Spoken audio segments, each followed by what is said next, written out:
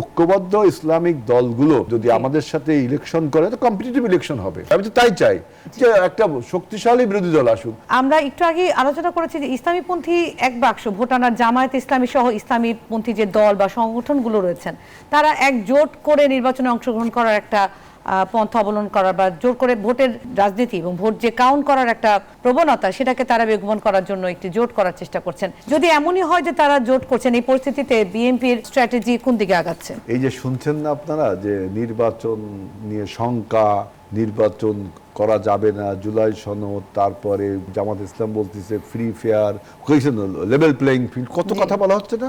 এর পেছনের কাহিনী কি? এর পেছনের কাহিনী এটা কিন্তু আমি আমার অ্যানালাইসিস থেকে বলছি, আমার দলের অ্যানালাইসিস তা না বললাম। এর পেছনের কাহিনী হলো যে আমরা 24-এর গণ অভ্যুত্থানে যারা ঐক্যবদ্ধ ছিলাম এগেইনস্ট শেখ হাসিনার ফ্যাসিজম, আমরা সবাই মিলে একত্রে একটা নির্বাচন করব।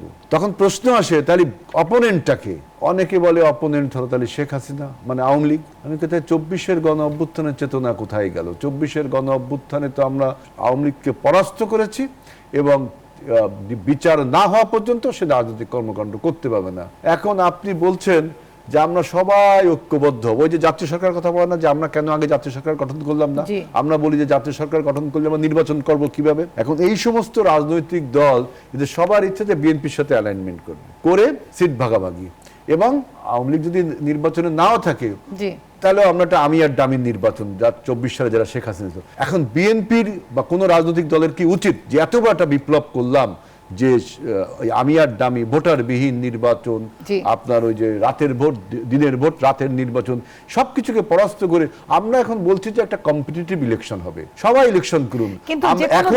এখন যদি ইসলামিক দলগুলো ঐক্যবদ্ধ হয় ভোটটা তো ভালো আপনার প্রতিদ্বন্দ্বিতামূলক হবে। আমি তো তাই চাই যে একটা শক্তিশালী বিরোধী দল আসুক, ইসলামিক দলগুলো যদি ঐক্যমতায় হোক, এনসিপি যদি ঐক্যমতায় হোক, বিএনপি যদি কারোর সাথে অ্যালায়েন্সমেন্ট, রাজনীতিতে একটা পলিটিক্যাল আপনার নির্বাচনের একটা সংস্কৃতি, যে অ্যালায়েন্স গঠন করা এবং অ্যালাইনমেন্ট, এটা নির্বাচনের সংস্কৃতি।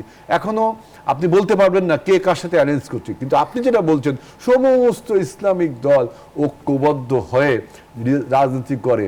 শোনেন, ইসলাম একটাই কিন্তু ফ্যাক্টটা তো 73টা, 73 সেক্টস দেয়ার আর। People said that they are saying that there are 73 sects. এখন ঐক্যবদ্ধ ইসলামিক দলগুলো যদি রাজনীতি যদি আমাদের সাথে ইলেকশন করে তো কম্পিটিটিভ ইলেকশন হবে।